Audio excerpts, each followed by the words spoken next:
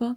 Bugün size son zamanlarda çokça fotoğrafını gördüğünüz ve anlatımını gördüğünüz bir tane süveterin anlatımını yapacağım. Ben geç kaldığımın farkındayım. Dizi yayınlandığı zaman ve sonrasında bana atan arkadaşlar oldu. Plansız bir hastane sürecimiz olduğu için hiç kimseyi bekletmemek adına YouTube'da yapan arkadaşlara yönlendirdim. O şekilde yardımcı olmaya çalıştım. Bazı arkadaşlar da ben sizin videolarınıza tığ işine başladım, sizin anlatımınıza alıştım. Müsait olduğunuz zaman yaparsanız sizin anlatımınızla yapmak istiyorum dediler. Ben de müsait olduğum an iplerimi aldım ve şimdi size anlatımını yapacağım. Yine diğer videolarda olduğu gibi bilgisayarda şablonlarımı hazırladım. Süveterimizin orijinal hali bu şekilde. Burası sırt kısmı. Ben size belirli aşamalarda ekran görüntüsü almanızı isteyeceğim. Şablonları da kaydetmenizi isteyeceğim. Sonrasında sadece renkleri değiştirerek istediğiniz zaman şablonu ya da görüntüleri kullanabilirsiniz. SMLB'den benim videoda anlattığım gibi motifleri küçülterek ya da büyüterek orijinal haliyle kendisine göre yapabilir. Ama daha büyük bedenler ya da ipleri ince olup da motifleri küçük olanlar bu dizilimle zorlanırlar. O yüzden onlar için de motiflerle bedeni büyütmeyi anlatacağım. Onların da ekran görüntüsünü alacaksınız. Öncelikle bilgileri vererek başlamak istiyorum. Alize Superlana Maxi ipler kullandım. Renk kodlarını ekranda görebilirsiniz. Ben orijinal renklerini de bulmaya çalıştım ama renkler o kadar hızlı tükenmiş ki internet sitelerinde anca bulabildiğim renkleri kombinlemeye çalıştım. Ben bu şekilde yaptım. Siz istediğiniz renkleri kullanabilirsiniz. Ben bu iplerden bulamam derseniz marketlerde satılan öğren bayan tancalar da bu kalınlıkta. Onları da kullanabilirsiniz. Onunla da biliyorsunuz bir tane ahududu hırka yaptık. Onlar da kalın, güzel dokulu ipler. Her ipten 2 yumak alsanız yeterli geliyor. Daha büyük bedenseniz 3 yumak alabilirsiniz. Bazılarından 2 yumak artıyor ama yine de kullandığımız için 2 yumak almanız gerekiyor. Ben 6 milim tığ kullandım. Dediğim gibi öncesinde bana soran arkadaşları YouTube'da yapan arkadaşlara yönlendirdim. Zaten herkes mükemmel anlatmış. Bakıp da yapmamanız imkansız. Tek fark eden belki tığ numaramız olabilir, trabzanlarımız olabilir, zincir sayılarımız olabilir. Fark eden şeyler onlar. Genelde 5 milim tığ kullanılmış. Bunun sebebi de herkesin elinin sıkılığı, gevşekliği farklı. Ben Superlana Maxi'lerde 6 milimle rahat ediyorum. Bir tane beri anlattım aynı şekilde 7 milimle anlattım biliyorsunuz. Siz de elinizin sıkılığına, gevşekliğine göre 5 ile 7 milim arası kullanabilirsiniz. Bu sayede motiflerinizi de istediğiniz kadar büyütebilirsiniz. Yine motif anlatımın sonunda motiflerinizi nasıl büyütebilirsiniz onları anlattım. Kendi bedeninize göre nasıl uyarlayabilirsiniz onu da anlattım. Süveteri 2 bölüm halinde paylaşacağım. Birinci bölümde motif anlatımı var. Motiflerin dizilimi var. Ön ve arka parçada beden büyütme var. İkinci bölümde artık dikişe geçeceğiz ve süveterimizi bitireceğiz. Benim motifimin ölçüsü köşeden köşeye 13 santim. Gördüğünüz gibi köşeden köşeyi diziyoruz. Benimki 13 santim. Bu dizilim için 12, 13, 14, 15 santim SM, beden için yeterli gelecektir. Sonrasında benim anlattığım şekilde bir tane motifin ölçüsünü bulursunuz ve kendi bedeninize göre yapabilirsiniz. Tüm bilgileri verdikten sonra artık motif anlatımıyla devam etmek istiyorum. Her zaman dediğim gibi yine bu örgüyü de yeni başlayanlar rahatça anlayabilsin, çeviriler de düzgün çevrilebilsin ve özel gereksinimli arkadaşlar rahatça anlayabilsin diye yavaş yavaş ve tek tek anlattım. Anlatımsa yavaş gelirse oynatma hızından hızlandırarak izleyebilirsiniz. Örgüyü bilenler hızlandırarak anlayabilir ama yeni başlayanlar örgüyü bıraksın istemiyorum. Benimle beraber adım adım örsünler. Öncelikle kare motifle başlayalım. Alize Superlana Maxi 62 numara. Siz de istediğiniz herhangi bir rengi yapıyorsunuz. 2 sıradan oluşan bir model. Birinci sıraya sihirli halka ile başlıyoruz. Sihirli halka yaparak başlıyorum. İpi döndürdüm ve halka yaptım. İpi döndürdüm ve halka yaptım. Ben bu şekilde yapıyorum. Siz kendi bildiğiniz yöntemle devam edebilirsiniz. Hepsinin sonucu aynı. 6 milim tığ kullanıyorum. Halkaya girdim. İpi aldım. 3 zincir çekerek başlıyorum.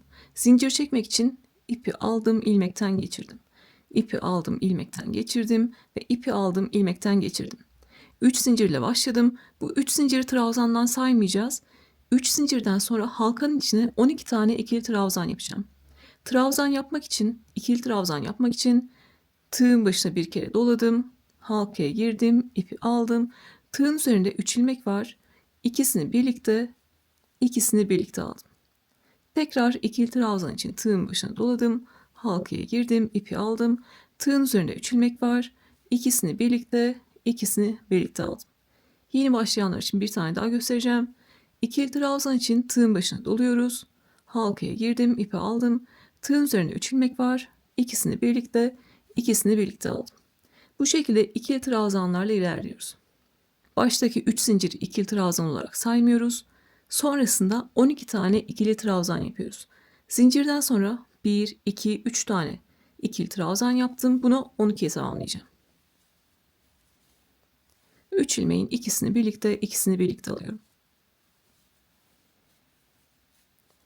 Bu şekilde 12'yi tamamlayalım.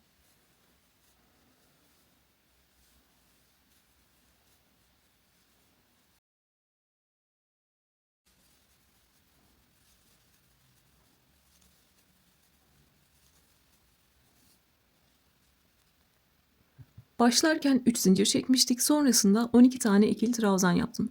Lütfen sayarak ilerleyin. 1, 2, 3, 4, 5, 6, 7, 8, 9, 10, 11, 12. 12 tane yaptığımdan emin oldum. Artık buradaki halkadan kalan ipi ortası kapanana kadar çekiyorum. Sıra sonunu yapacağız. Baştaki 3 zincire dokunmuyoruz. İlk yaptığım ikili trabzanın tepesine giriyorum. Tepesi V harf şeklinde görünüyor. Tüm V harfini aldım, ipi aldım ve ilmekten kaydırdım. İkinci sırada yine kare motiflerde olduğu gibi 4 tane köşemiz var. Köşelerde 3 zincir çekeceğiz, aralarda 2 zincir çekeceğiz. İkinci sırada dörtlü trabzanlar kullanacağız.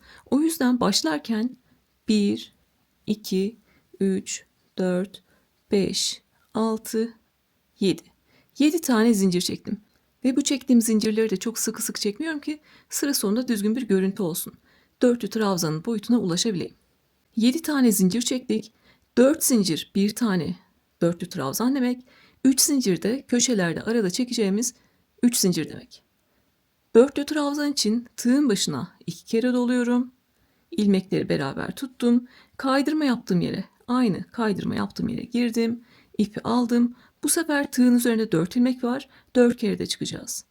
İlkini tek, ikisini birlikte, ikisini birlikte ve ikisini birlikte. Bu şekilde 4 kere de çıktığımız bir trabzan yaptık. Buna da dörtlü trabzan diyoruz. Yeni başlayanlar için böyle yavaş anlatacağım. Sonra üçgen motifte ve buradaki motifte hızlı hızlı ilerleyeceğiz. Başlarken köşeyi yaptım. Sonra sırasıyla 2 zincirlik boşluklar oluşturacağım. Arada 1, 2 zincir çekiyorum. Tığın başına yine 2 kere doladım. Bir sonraki tepeye girdim. V harfine girdim. İpi aldım. Tığın üzerinde 4 ilmek var. İlkini tek, ikisini birlikte, ikisini birlikte ve ikisini birlikte aldım. Arada 2 zincir çektim. Tığın başına 2 kere doladım. Bir sonraki trabzan tepesine geliyorum. İpimi aldım. İlkini tek, ikisini birlikte, ikisini birlikte ve ikisini birlikte. Köşeden sonra 2 tane 2 zincirlik boşluk oluşturdum. 3 tane yapmam gerekiyor. Onun için yine 1, 2 zincir çektim. Tığın başına 2 kere doladım. Bir sonraki tepeye geliyorum. Tepeye girdim, ipimi aldım. Tığın üzerinde 4 ilmek var. İlkini tek, ikisini birlikte, ikisini birlikte ve ikisini birlikte. Köşeden sonra 1, 2, 3 tane 2 zincirlik boşluk oluşturdum. Artık köşeyi yapacağım. 1, 2, 3 zincir çektim. Tığın başına 2 kere doladım ve yine aynı tepeye, girdiğim tepeye giriyorum. Bir tane dörtlü trabzan yapıyorum. Artık dörtlü trabzanı öğrendik. Gördüğünüz gibi bir tane köşe, arada 1, 2, 3 tane 2 zincirlik boşluk ve bir tane köşe. Bu sıradaki mantığımız köşelerin arasında 3 tane 2 zincirlik boşluğumuz olacak. Her köşede aynı işlem. 1, 2, 3 tane boşluk, 1, 2, 3 tane boşluk ve 1, 2, 3 tane boşluk. Köşeyi yaparken dikkat edeceğim şey aynı trabzan tepesini kullanıyoruz. Artık sırasıyla devam edebiliriz. Arada 3 tane boşluk oluşturacağız. 2 zincir çektim. Tığın başına 2 kere doladım. Bir sonraki ikili trabzanın tepesine bir tane dörtlü trabzan yapıyorum. Arada 2 zincir, tığın başına 2 kere dola, bir sonraki trabzanın tepesine dörtlü trabzan yap.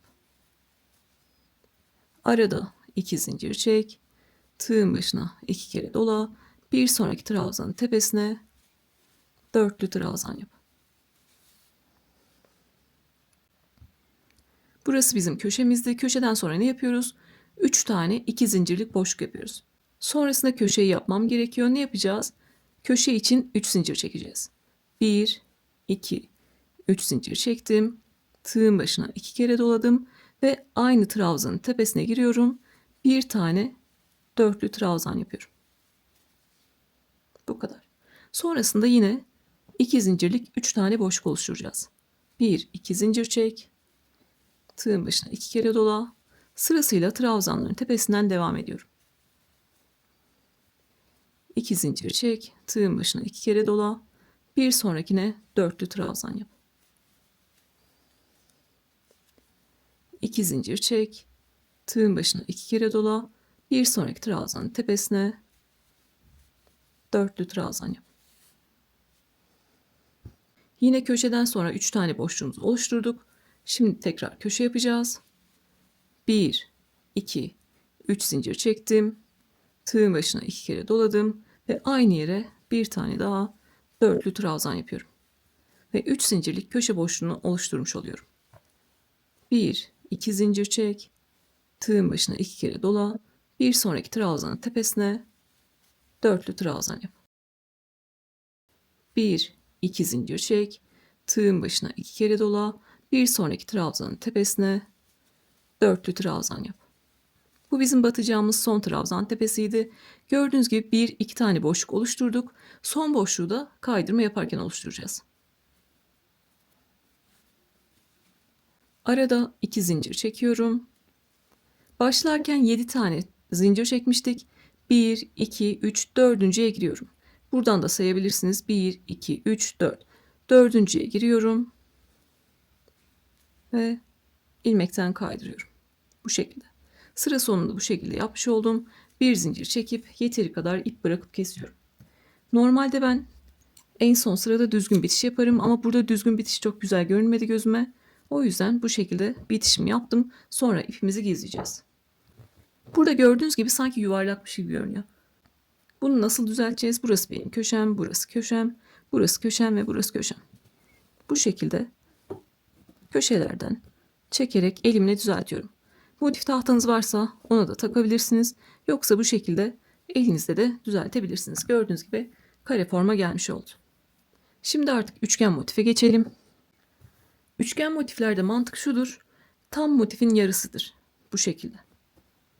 Biz bir tam motifin yarısını öreceğiz.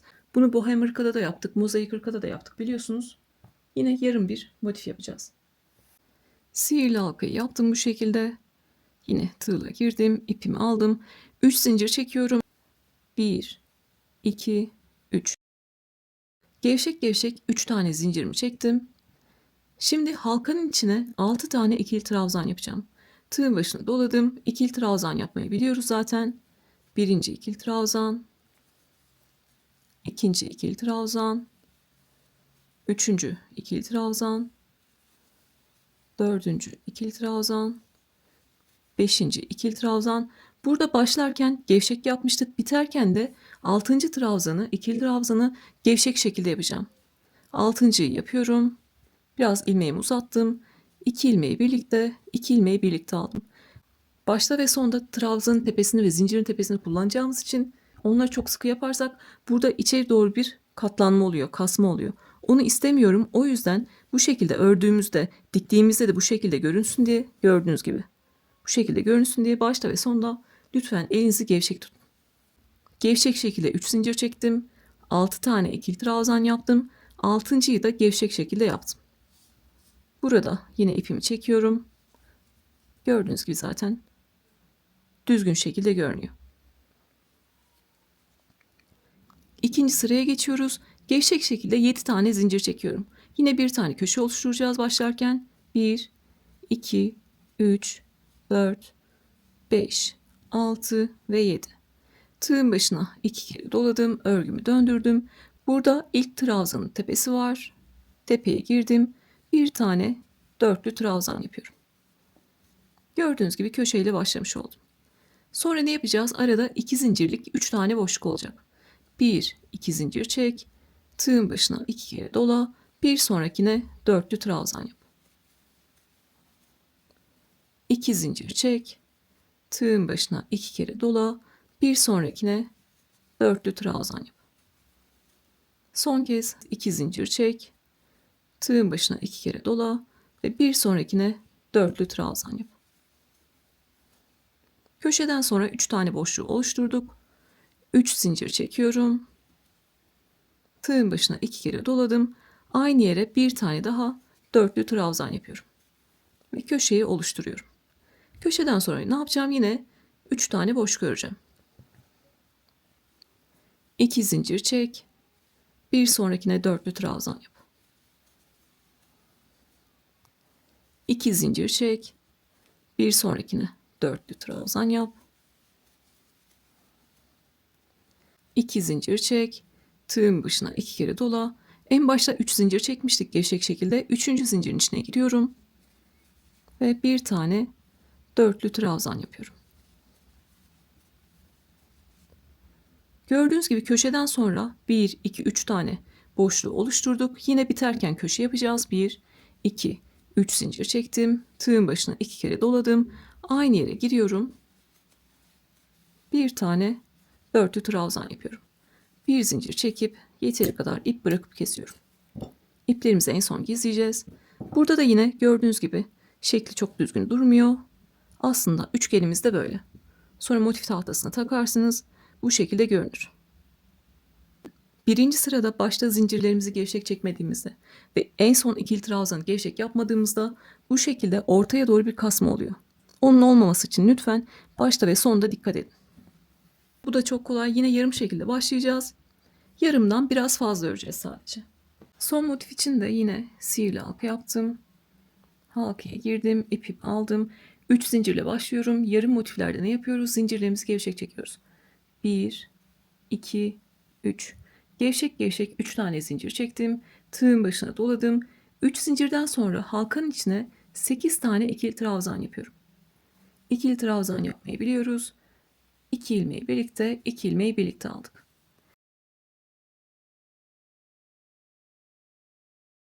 Sekiz tane ikili trabzan yapacağız ama en son trabzanı gevşek şekilde yapacağız. 1, 2, 3, 4, 5, 6. İpiniz bu aşamada kısaldıysa bu şekilde çekebilirsiniz.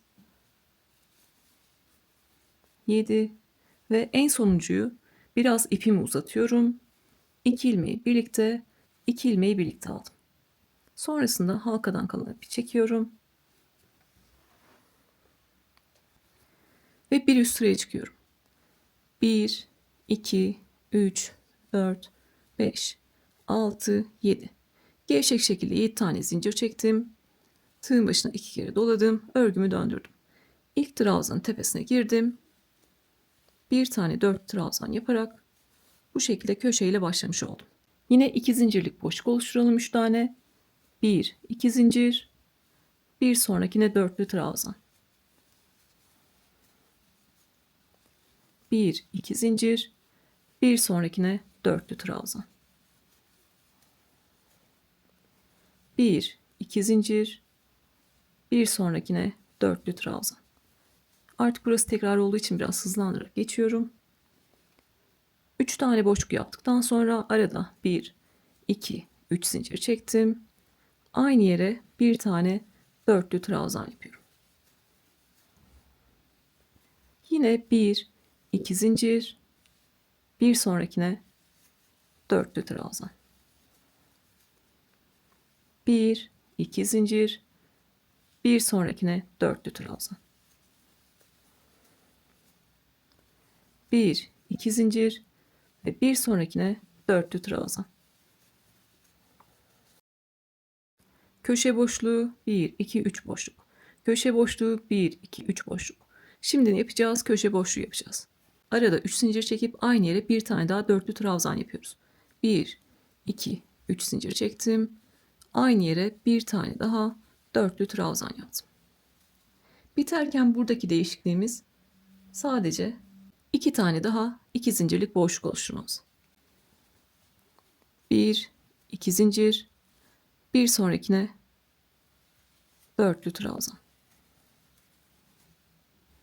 1, 2 zincir. En son zincirin 3. zincirin içine giriyorum. Bir tane dörtlü trabzan. Ve en son bir zincir çekip yeteri kadar ip bırakıp kesiyorum. Bu motifin görünüşü de bu şekilde aslında. Artık son motifimizi de örelim. Bu da yarımı fazlası olacak. Sağ sol fark ettiği için bu sefer başlarken 2 tane boşluk oluşturacağız. Sonra devam edeceğiz. Halkaya girdim. 3 zincirle başlıyorum. 3 zincirden sonra halkanın içine 8 tane ikili trabzan yapıyorum. 3 zinciri gevşek çekiyoruz. Son trabzanı da gevşek şekilde örüyoruz.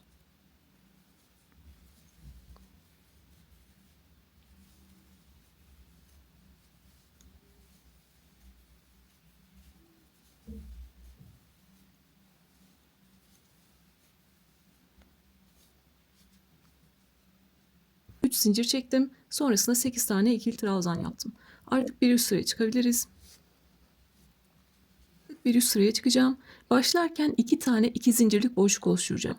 O yüzden 1, 2, 3, 4, 5, 6. 6 tane zincir çektim. 4'ü bir tane dörtlü trabzan demek. İkisi de arada çektiğim 2 zincir demek. Tığın başına 2 kere doladım. Örgümü döndürdüm. Burada dibine değil bir sonrakine batıyorum. Dörtlü trabzan yapıyorum. Birinci 2 zincirlik boşluğu yaptık. Arada 2 zincir çektim. Tığın başına doladım. Bir sonraki trabzan tepesine dörtlü trabzan yapıyorum. 2 tane 2 zincirlik boşlukla başladık. Kalan tarafı artık yarım motif örmek gibi. 1, 2, 3 zincir çekiyorum. Tığın başına 2 kere doladım ve aynı yere bir tane daha dörtlü trabzan yaparak köşeyi oluşturuyorum. Köşeden sonra ne yapıyoruz? 2 zincirlik 3 tane boşluk oluşturuyoruz. 2 zincir çektim. Bir sonrakine dörtlü trabzan yaptım. 2 zincir çektim. Bir sonrakine dörtlü trabzan yaptım. 2 zincir çektim ve bir sonrakine dörtlü trabzan yaptım. Yeni başlayanlar lütfen kendisini kontrol etsin. Başta 2 tane 2 zincirlik boşluk yaptık. Sonra köşeyi oluşturduk. Köşeden sonra ne yapıyoruz? Mantığımız neydi? 3 tane 2 zincirlik boşluk. Sonra köşeyi oluştur. Şimdi köşeyi oluşturacağız. 3 zincir çekip aynı yere bir tane daha dörtlü trabzan yapıyorum.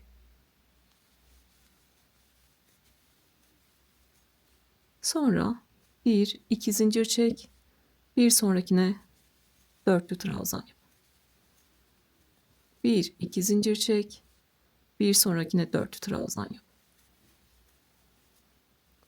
2 zincir çek. Buradaki zincirin içine giriyorum. Bir tane dörtlü trabzan yapıyorum. 1, 2, 3 tane boşluk oluşturduk. Biterken de 3 zincir çekip aynı yere köşeyi oluşturuyorum.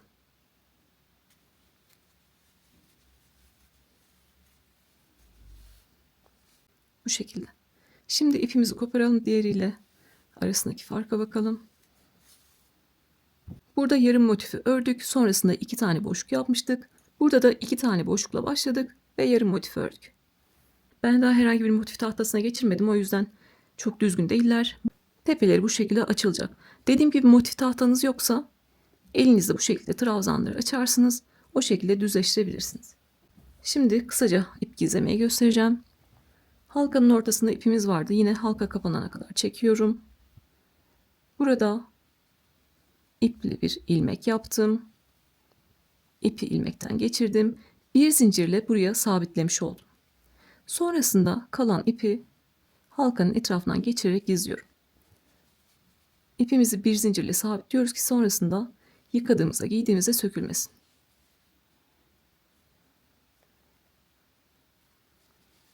Sonrasında ikili trabzanlar ördüğüm için halkanın örerken gizlemedim, o yüzden şimdi gizliyorum. Burada da bir zincir çekip ipimi koparmıştım. Burada çok sıkı sıkı davranmıyorum. Çok gergin tutmuyorum ki burası çok hoş şekilde görünmesin.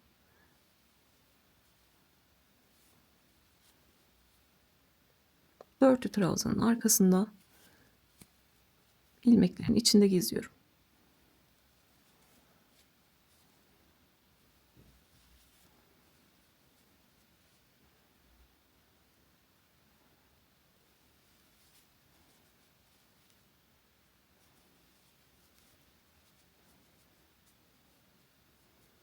şekilde aşağıya kadar getirdim. Yine burada bir zincirle sabitliyorum. Ve geri kalan ipi halkanın etrafından geçirip geziyorum. Motif gizlemeye örgü örmek kadar zaman ayırmazsanız sonrasında ördüğünüz örgü bitmiş haliyle sökülebilir. O yüzden lütfen güzel şekilde iplerinizi gizleyin. Gördüğünüz gibi kare motifi bitirmiş olduk. Mantığı aynı olduğu için sadece üçgen motifle göstereceğim. Diğerini de hızlıca yapacağız. Yine halkadan kalan ipim var. Ortası kapanana kadar çektim. İpimi aldım. Bir zincirle sabitledim ve halkanın etrafında gizliyorum. Daha küçük bir tığ numarası kullanıyorum ki daha kolay girip çıkabileyim. Motifini esnettim. Esnettikten sonra kalan ipi kesiyorum.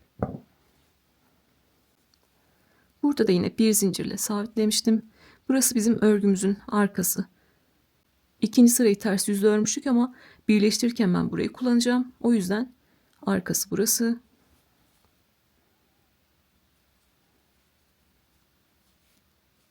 Yine trabzanın iplerinin arasında kalan ipimi gizliyorum.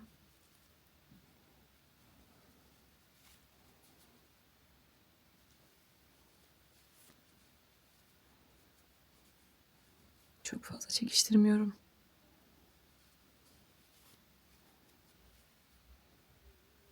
Buraya da yine bir zincirle sabitledim. Halkaya doğru getirip halkanın etrafına geziyorum.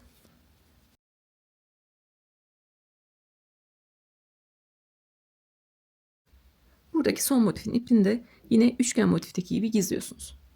Artık motiflerimiz tamam. Benim köşeden köşeye ölçüm 13 santim. Tığ numarasını büyüterek motifinizi büyütebilirsiniz. Tığ numarasını küçülterek motifinizi küçültebilirsiniz.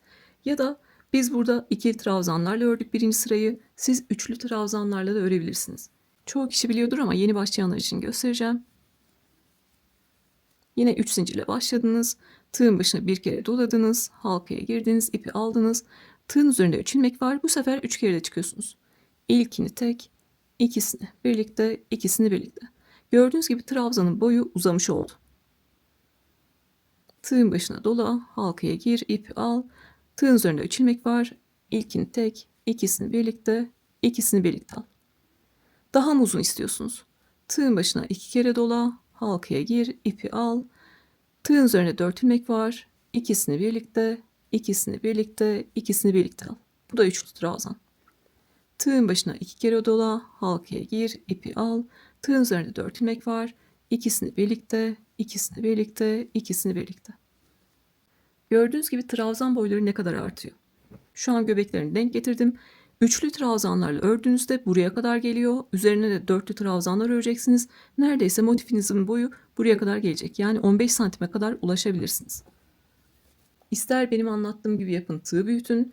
İstiyorsanız şimdi gösterdiğim gibi göbek kısmında üçlü trabzanlar kullanın ve motifin kendisini büyütün. Hangisi kolayınıza geliyorsa onu yapabilirsiniz. Başka tığ numaranız yoksa göbekte üçlü trabzan kullanabilirsiniz. Süveterin ön parçası bu şekilde. Şablonda bu şekilde görebilirsiniz. Bunlar bizim öne ve arkaya gelen motiflerimiz. Yarısı öne, yarısı arkaya gelecek. Arka parçanın motiflerini kullanarak da size motiflerle nasıl büyütme yapabiliriz onu anlatacağım. Öncelikle 4-5 saniye sessiz bekleyeceğim. Belki alt yazılı izleyenler olabilir. Siz bir tane ekran görüntüsü alın lütfen.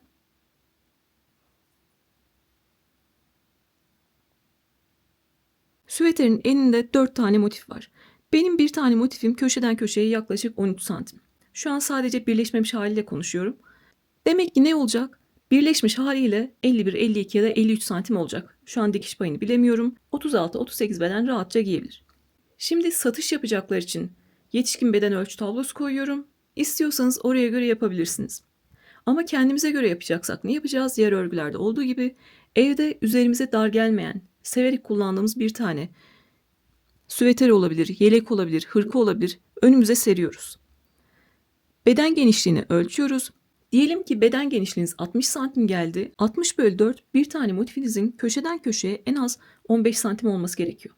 Bir tane motifin ölçüsünü bu şekilde buluyoruz. Diyelim ki 50 santim geldi. Bir tane motifiniz köşeden köşeye 12,5 santim olacak. Bu şekilde L bedene kadar aynı dizilimde yapabilirsiniz. S, M, L beden bu dizilimi kullanabilir. Ama ipiniz ince ise, motifleriniz küçük olduysa ya da daha büyük bedenseniz o zaman ne yapacaksınız? Motiflerle bedeni büyüteceksiniz. Bu da çok kolay. Lütfen kafanız karışmasın. Sadece birer tane motif ekleyeceğiz. Buradaki motifi yana çektim.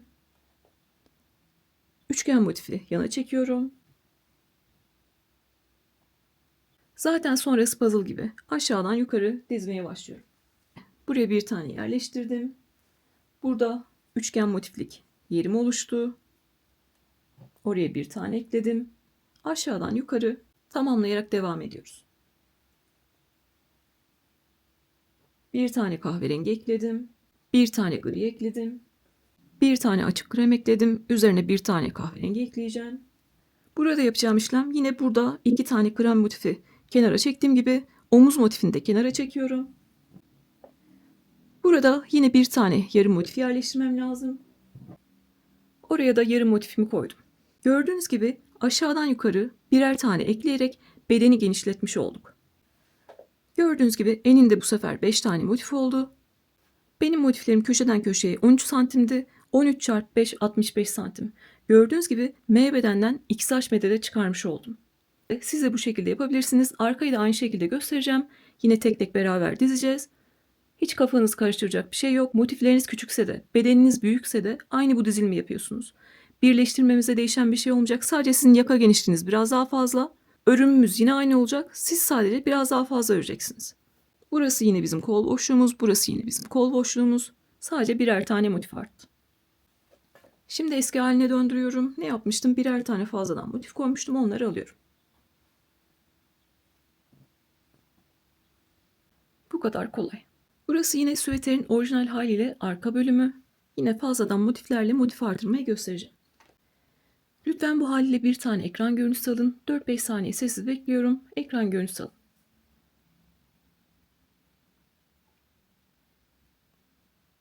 Bu sefer yaka kısmında 2 tane yarımın fazlası motifi sağda ve solda kullandık. Bu haliyle yapanlar bu dizilimle devam ediyorlar. Büyütürsek nasıl büyüteceğiz? Çok kolay. Lütfen yeni başlıyorsanız burası kafanızı karıştırmasın. Buradan başlıyorum.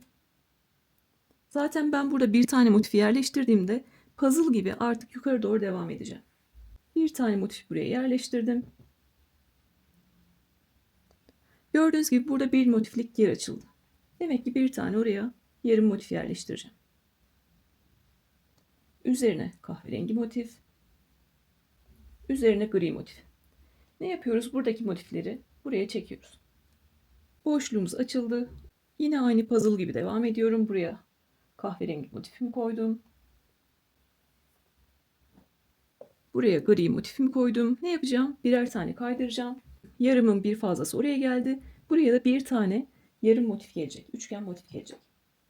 Gördüğünüz gibi yerleşim bu kadar kolay. Lütfen bu haliyle de bir tane ekran görüntüsü alın.